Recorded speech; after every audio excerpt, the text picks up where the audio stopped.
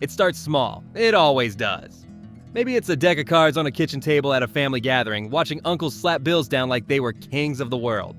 Maybe it's a scratch-off ticket your mom hands you in the gas station parking lot. Just a little fun, she says, as you scrape away silver dust and for 1 second believe you're about to be rich. Or maybe it's a high school bet, a few dollars on a football game, laughing with friends when your team covers the spread. However it begins, it hooks the same way. The rush of possibility. That first win is dangerous. Doesn't matter if it's $10, a free pizza, or just the thrill of guessing right. Your brain lights up, your chest tightens, and suddenly you feel smarter than the system. You think you figured it out? You think you're different. Nobody tells you that's the lie gambling whispers into every ear. You just hear the promise. Keep playing. Keep winning. The early games don't even feel like gambling. It's fun, right? Poker nights with friends, quarters bouncing into cups, maybe a trip to the casino with fake IDs and empty wallets. You tell yourself it's harmless. Just entertainment. You're not like those people hunched over slot machines at 3 in the morning. You're in control. You laugh, you drink, you throw down chips, and when you win, it feels like validation. Like you were chosen. But it's not just fun anymore. Not really. The moment you win, the seed is planted. You start to crave the feeling more than the money. The way your pulse spikes when the dice roll, the way time dissolves when the cards hit the table. You chase that high again and again, and suddenly the line between fun and obsession isn't a line at all. It's a blur you've already crossed. Your first loss should teach you. It doesn't. It does the opposite. You're angry, frustrated, convinced you should have walked away earlier, folded sooner, bet smarter. You don't accept that it was chance. You believe it was your mistake. And if it was your mistake, then you can fix it. That's the trap. You think gambling is skill, something you can master, something you can beat if you just pay closer attention. You don't see that the odds were rigged from the start. The people around you don't notice yet. To them, you're just another guy who likes cards, who bets on games, who enjoys a weekend at the casino. They don't see you lying awake replaying hands in your head. They don't see you calculating spreads in math class or scrolling lines at work. They don't see you refreshing your phone every 30 seconds during a game, heart pounding with every shot or fumble. To them, you're normal. To you, the obsession is already alive. You start building little rituals. Lucky shirts, lucky seats, lucky numbers you swear make a difference. Deep down, you know it's nonsense. But rituals give you the illusion of control, and control is what gambling sells best. Every shuffle, every spin, every roll feels like a chance to bend chaos to your will. But chaos doesn't bend. It just eats you slowly while convincing you you're winning. By now you're hooked. The smell of a casino floor, stale smoke, spilled drinks, carpet older than you, feels like home. The sound of coins clattering, chips stacking, machines ringing, it sings to you. Even when you're not there, you hear it. Even when you're broke, you dream of it. And it all started with something harmless, something small, a scratch-off, a hand of poker, a bet with friends. That's the cruelest part. You never think you're becoming a gambler when it begins. You just think you're having fun. By the time you realize it's more than that, the game already has you. The hobby turns into a habit before you can name it.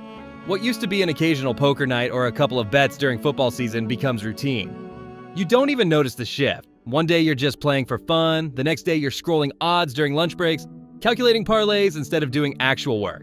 It's no longer about entertainment, it's about need. You convince yourself it's harmless. Everybody bets now. Sports apps, fantasy leagues, online casinos, all one click away. Commercials sell gambling like it's lifestyle, like it's community. They show smiling people winning together, clinking glasses, never showing the empty bank accounts or the pawned wedding rings. You buy into the fantasy because you want to believe you're still in control. You're not addicted, you're just invested. You even start calling it that, an investment. Like putting your paycheck on the Cowboys covering the spread is the same as stocks or real estate. The lies stack up as fast as the bets. You win one night and feel unstoppable, then lose it all the next and convince yourself you're due for a comeback. That word, due, becomes poison. You start to believe the universe owes you.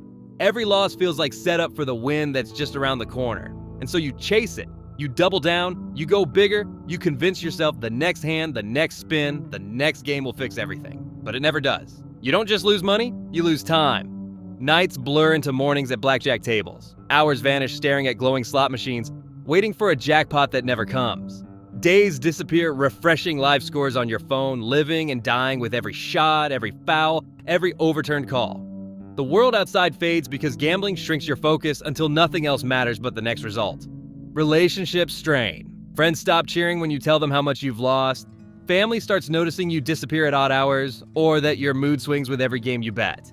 You make excuses, you hide receipts, you lie about where the money went. You promise yourself you'll stop after this weekend, after this one big win.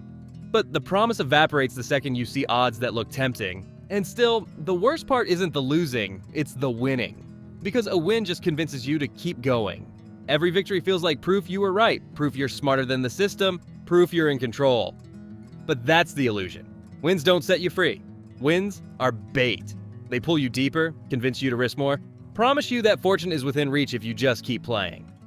Your body starts to break down under the stress. Sleep becomes a stranger. Your brain buzzing at 3 a.m., replaying hands, rechecking scores, calculating what-if scenarios. Anxiety sits in your chest like a weight, a constant hum that never fades. Your stomach knots every time you log in to check your balance. Some days you forget to eat. Other days you binge out of frustration. The game doesn't just drain your wallet. It drains your health, your peace, your sanity.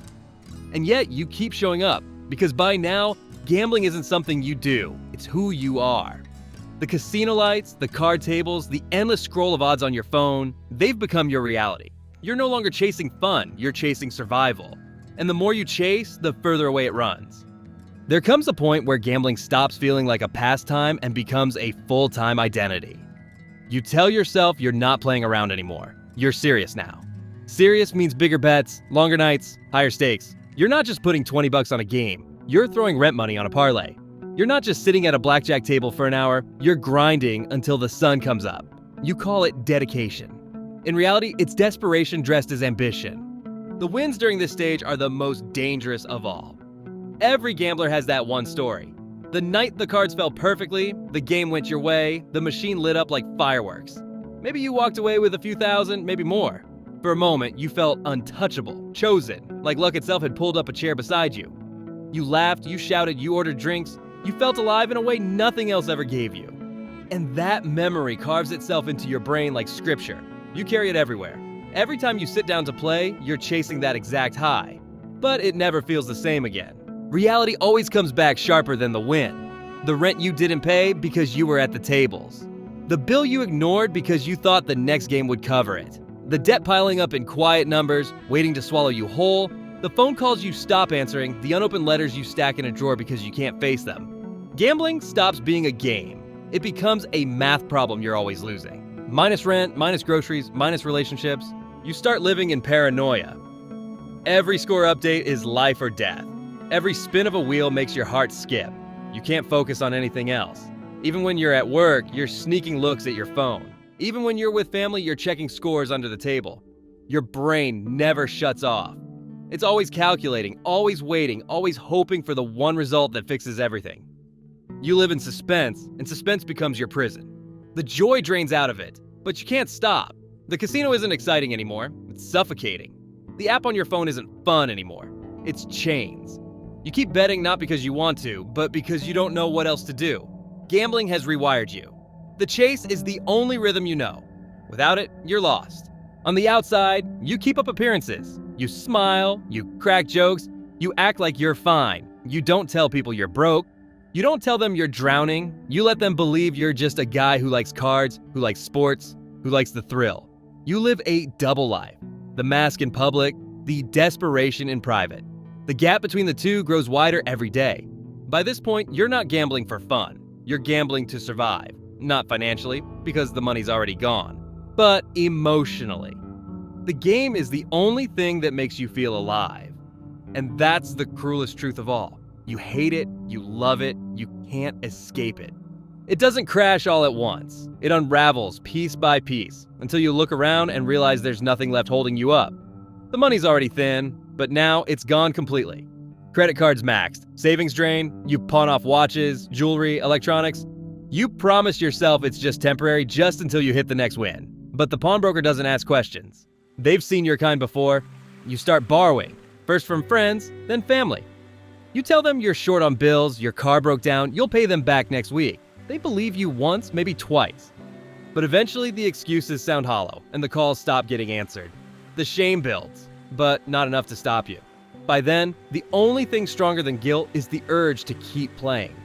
Isolation becomes your new normal.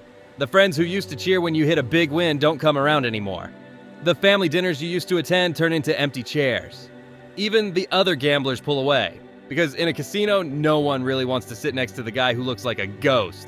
And that's what you've become. Skin pale under fluorescent lights, eyes bloodshot from all-nighters, body slumped from exhaustion, a ghost haunting tables that never loved you. The mental toll is worse than the money. Anxiety claws at you constantly. Every morning, you wake up with a pit in your stomach, already thinking about what you owe, already calculating how to climb out of the hole you dug. Depression sets in when you realize you're not climbing anywhere. You're sinking.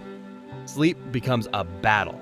You lie awake, replaying losses, bargaining with yourself, promising tomorrow will be different. But tomorrow looks exactly the same. The casinos and apps don't care. They keep feeding you just enough to stay hooked. Free drinks, free spins, bonus bets, little carrots dangled in front of you when you're already starving. They know you'll chase it. They know you'll bleed yourself dry for the next rush. The house doesn't need to win every hand. It just needs you to stay in the game. And you always do. By now, gambling isn't even thrilling anymore. It's mechanical. You sit at a slot machine pressing buttons, barely feeling anything. You lay down bets like a zombie, chasing not excitement, but relief.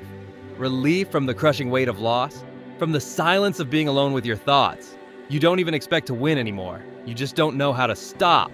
The collateral damage piles up. Relationships dissolve. Trust disappears.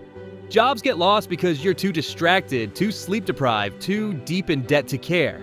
Your health falls apart. Stress wrecks your body. Headaches, chest pain, ulcers. You drink more, smoke more, anything to numb the noise in your head. But the noise doesn't fade, it only gets louder. And still, even in the middle of the wreckage, you keep going. Because by now, gambling isn't about money. It's not even about winning. It's about compulsion.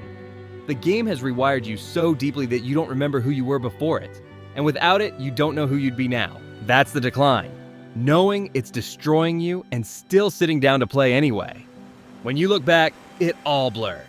The flashing lights, the ringing machines, the late-night sports scores scrolling across your phone. Wins and losses blend together until the only thing you remember is the hunger. The chase that never stopped. The truth is, the wins never lasted. They faded as soon as the money left your hand. But the losses, those stayed. Every bad beat, every blown parlay, every night you walked out empty. They leave scars you still feel even after the money's gone. You think about the cost.